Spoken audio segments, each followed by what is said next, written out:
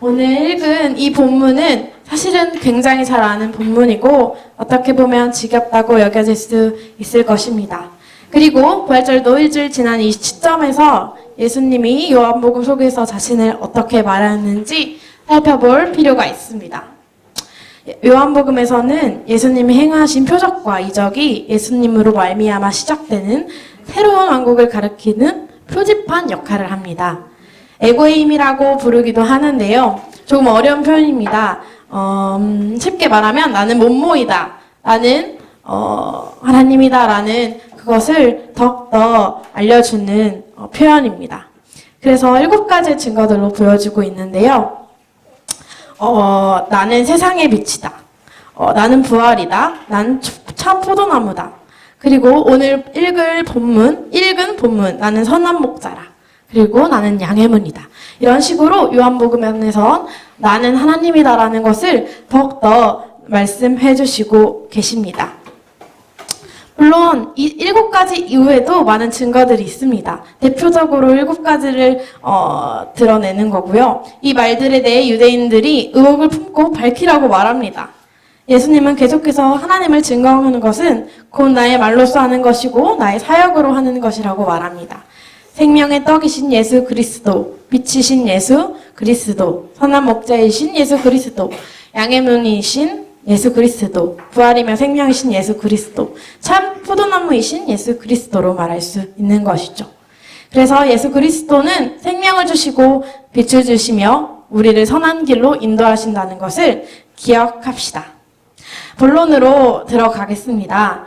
이러한 사실들이 조금 어렵지만 우리가 알고 서론에서 이야기하였습니다. 오늘 본문인 요한복음 10장을 가지고 3가지 메시지로 정리하고자 합니다. 첫째, 양의 문이라고 말하신 그리스도입니다. 자신을 양의 문이라고 하였습니다. 그리스도 예수님께서는 10장에서 양의 우리에 비유하십니다. 10장 첫 절부터 양의 우리가 아닌 다른 데로 들어가지 아니한 자는 절도이고 강도라고 말하십니다. 그리고 나서 양의 문이라고 비유하셨고 앞에서 말한 바와 같이 나는 못모이다라고 말하셨습니다. 드디어 비로소 자신을 드러내신 것입니다. 양의 문이라고 이야기하십니다. 양의 문으로서 우리의 구원에 대한 유일한 길인 것을 믿습니까? 믿습니까? 이 사실들은 왜 우리가 시인해야 하는지 생각해 보아야 합니다. 무언가를 믿을 때는 이유가 있고 이유 없이는 믿을 수도 없고 사실을 받아들일 수도 없습니다. 예를 들면 어릴 때 저는 부모님께서 예수님을 믿으라고 강요하였고 고등학생 이후에도 내가 왜 믿어야 되는지 모르겠고 왜 여기서 태어났는지 이해가 되질 않았습니다. 어릴 때부터 호기심이 많아서 난 왜 여기 태어났지? 왜 딸로서 태어났지? 왜 여자로서 태어났지? 잘 모르겠다는 생각이 들었습니다. 그래서 정체성에 대한 의문이 너무나 많았고, 그러나 말씀에 대한 강요가 아니라 삶에 있어서 우리는 의지할 수밖에 없다는 것을 저 또한 알게 되었습니다. 자신 혼자 살아가며 혼자 할 수 있다고 말하였습니다. 근데 그 끝에 결국 우리가 의지할 수밖에 없다는 것을 알게 되었습니다. 생명이신 예수님께서 유일한 길이신 예수님은 양의 문이시며 성육신으로 오신 것 때문에 우리가 죽을 수밖에 없는 그 사실들을 생명으로 바꾸시면 결코 반대할 수도 없습니다. 왜냐하면 예수님께서 죽은 사실은 드러나기 때문이죠. 사실이라고 많은 학자들도 이야기하고 있고 사실입니다. 그 사실을 거부할 수 없다는 사실을 우리가 더욱더 압니다. 이 시간 오신 여러분, 우리가 양의 문이신 예수를 따라가야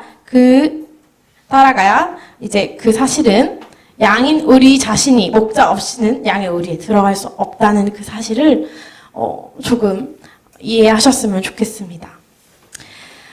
당연히 여기에 계신 여러분들은 당연히 양의 문이 당연히 예수님이지라고 생각하지만 그렇게 생각하지 아니한 사람이 너무나 많습니다.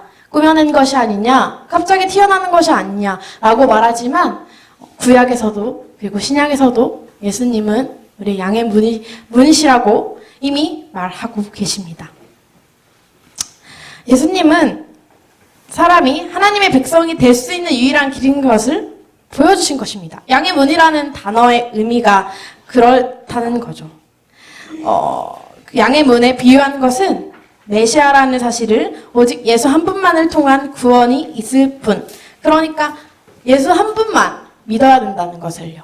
예수가 아닌 다른 것은 구원이 아니라는 사실을요. 우리가 조금 더 알아야 합니다. 그래서 사실 다시 정리를 하면 내가 하나님의 아들이라고 명령한 것이고 유대인들 앞에서 선포한 것과 같습니다. 특별히 구약에서도 이 문이라는 것, 양의 문이라는 것이 메시아적인 내용과 관련이 되어 있습니다. 시편 118편 20절에 보면 이는 여호와의 문이라 의인들이 그리로 들어가리로다 라고 시편 기자가 이야기합니다. 구약에서도 끊임없이 예수의 존재를 드러내야 말씀하셨습니다. 우리는 이 사실들을 그냥 갑자기 예수님이 그냥 아무 생각 없이 얘기하신 건 절대 아닙니다. 이미 시편에서도 얘기했고 호세아에서도 이야기한 것과 같이 이미 예비되셨습니다.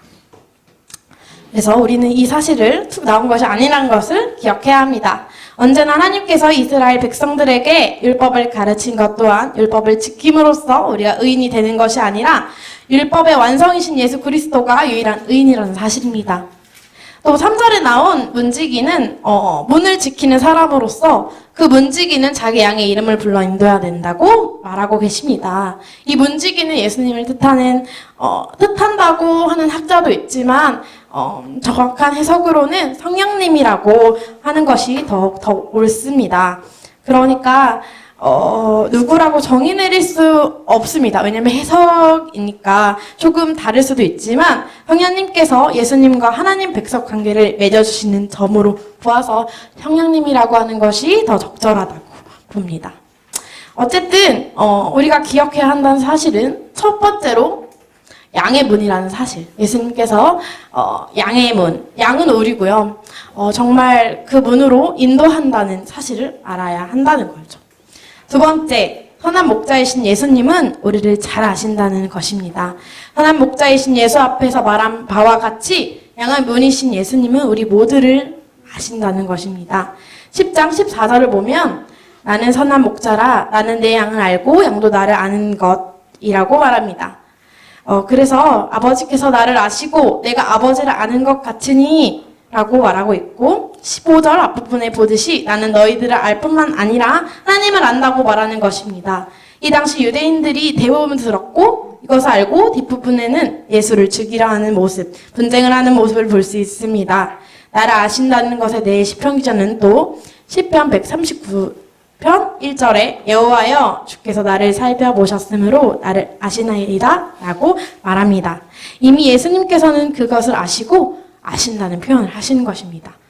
이것도 그냥 나온 것이 아니라는 것을 더욱더 알 수 있습니다.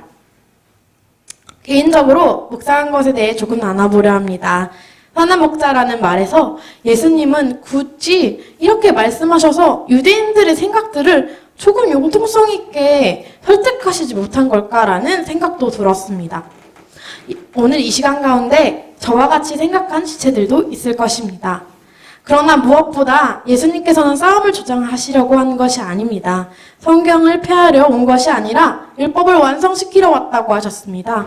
요한복음 7장 19절에 모세가 너희에게 율법을 주지 아니하였느냐? 너희 중에 율법을 지키는 자가 없도다. 너희가 어찌하여 나를 죽이려 하느냐고 말씀하셨습니다. 이미 율법에서는 예수님을 가리키고 있고 예수님이 죽으셔서 이스라엘 백성들의 죄악을 구원해 주실 것을 이미 예언하시고 말하고 있었지만 제대로 듣지도 보려고 하지도 않았다는 것을 보여주는 것입니다. 여러분, 예수를 죽이려고 한 유대인의 모습, 율법을 지켰다고 자부하는 유대인의 모습이 나쁘게만 여겨지십니까?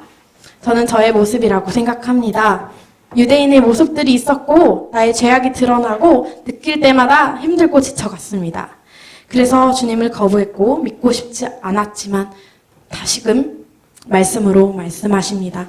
힘드니? 그 죄악 이제 내가 구원해 줄 거야 라고 말씀하시는 것이 보이지 않으십니까? 우리를 아시며 우리가 어떠한 상황인지 아시는 예수를 온전히 믿고 나는 거룩할 수 없고 흠이 너무 많다고 드러내며 하나님 앞에 나와야 합니다. 세 번째입니다. 마지막입니다. 사꾼은 어떠한 책임도 지지 않고 예수님께서는 우리를 위해 목숨을 바치시고 버리시기도 합니다. 이 본문에서 사꾼은 임금을 받고 일하는 사람이라고 할 수 있습니다. 예를 들면 약간 알바 같은 거라는 거죠. 양을 잘 알지도 못하고 일이라는 것은 짐승인데요. 늑대 같은 짐승입니다. 이리가 오면 도망가고 책임을 지거나 목숨을 바치지 않습니다.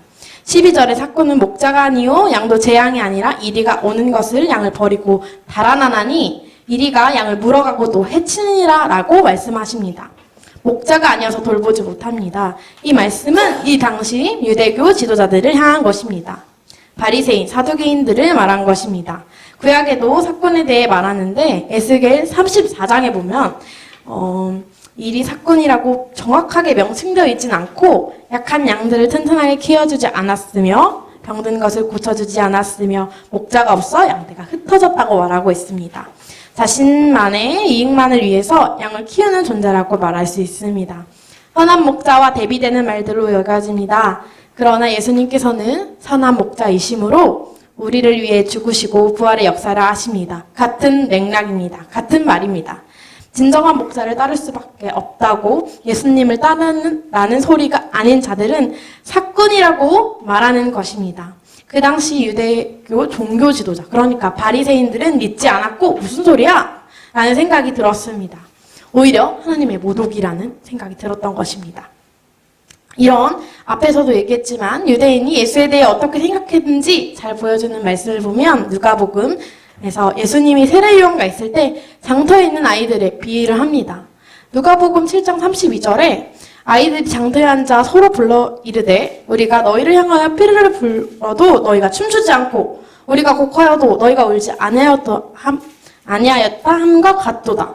그러니까 내가 피리를 불었는데 너희가 춤추지도 않았고 서로 그러니까 비유를 하시는 것입니다. 어떤 아이들 장터 아이들이 있는데 그 장터 아이들이 서로 나는 내가 피를 불었는데 너희는 왜 춤을 추지 않아? 내가 울었는데 뭐 아무것도 반대로 해? 이런 식으로 유대 지도자들을 꼬집었습니다. 그러니까 예수님이 어떤 짓을 해도 믿지 않았다는 거죠. 어떤 짓을 해도 듣지도 않았고요.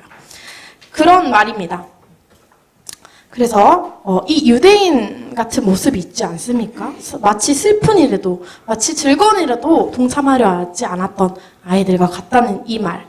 이 유대인의 모습 우리에게는 없습니까?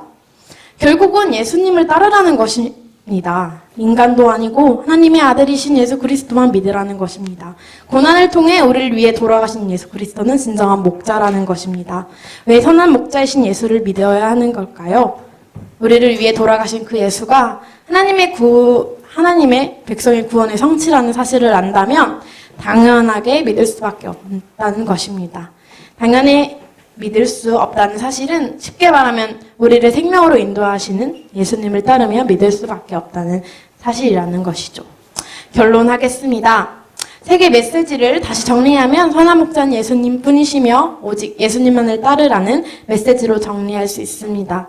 여기서 또한 예수님께서는 하나의 의미적인 말들을 얘기하시고 또 말씀하시고 또 드러내시고 메시아가 나 자신이야 라고 드러내십니다. 하나의 말로 설명한 것이 아니라 유대인들에게 최소한 정말 설명할 수 있는 말로 설명하신 것입니다. 그러나 알아듣지 못하고 죽이려는 하는 모습들을 보았습니다. 그 모습이 유대인의 모습, 인간의 모습이라는 것이죠. 여러분, 예수님이 마음에 들지 않습니까? 하나님에 대해서 마음에 들지 않습니까? 기도에도 응답도 안 주시고 상황대로 되지 않아서 원망뿐으로 가득 차 있습니까? 사실 질문을 드린 것이지만 예전에 저의 모습입니다. 저의 모습은 내가 하고픈 대로 해야 했지만 내 주변 상황 그러지 못하는 모습이 너무 많았습니다. 힘든 속에서 알아듣지 못하는 속에서 주님은 또 말씀하십니다. 내가 너의 선한 목자야. 내가 너를 위해 죽었고 부활하여 너를 죽음에서 생명을 건졌단다. 라고 말씀하시는 모습을 저에게 보이셨습니다. 말씀을 마치며 한 선지자가 말한 말씀을 읽고 마치겠습니다. 호세아 6장 3절. 이것도 유명한 말씀인데요. 그러므로 우리가 여호와를 알자. 힘써 여호와를 알자. 그의 나타나심은 새벽빛같이 어김없나니 비와 같이 땅을 적시는 늦은 비와 같이 우리에게 임하시리라. 이 말씀은 호세아가 이스라엘 백성들에게 죄악이 너무 많고 그 죄악이 임하였으니 우리 회개하자라는 것입니다. 믿으면 이른 비, 늦은 비, 이것은 곡물을 성장시키는 비를 주신다는 것입니다.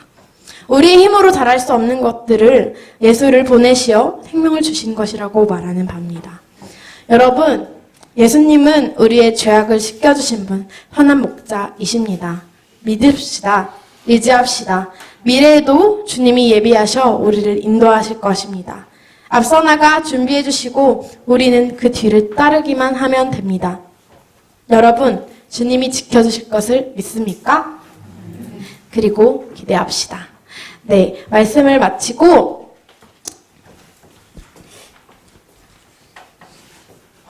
세상의 유혹 시험이 PPT 띄워주시고 세상의 유혹 시험이 찬양하면서 기도함으로 예배를 마칠 건데요. 반주해 주세요. 저희가 이 찬양을 하면서 세상에 시험이 너무나 많잖아요. 지금 저도 학교를 다니고 있지만 너무나 힘든 것도 많아요. 예배를 드리면서 오히려 예배 드리기 싫다라는 생각이 많이 들기도 합니다. 내 상황이 너무 힘들고 예배를 섬기는 거에 있어서 이 교회 말고도 학교의 예배에 대해서 섬기는 것에 대해서 조금 어려운 마음이 있는데 그 상황들로 내가 하는 것이 아니라 오직 예수님이 하시는 거다, 하나님이 하시는 것이라는 사실을 알면 그것이 다 내려놓게 되더라고요. 지금 여러분의 사연 잘 알지 못하지만 그 안에 하나님이 계시고 내 마음의 중심이 하나님이 오시면, 그리고 하나님 중심에 내 마음에 하나님이 중심이 되시면 그 모든 것들을 힘들어할 필요 없거든요. 어려울 필요 없습니다. 그래서 이 찬양의 가사를 조금 생각하면서 찬양을 했으면 좋겠는데요. 전쟁은 우리에게 속하는 것이 아니라 하나님께 속하는 것입니다. 모든 것들은 하나님이 하셨다고 고백하는 저희가 됐습니다.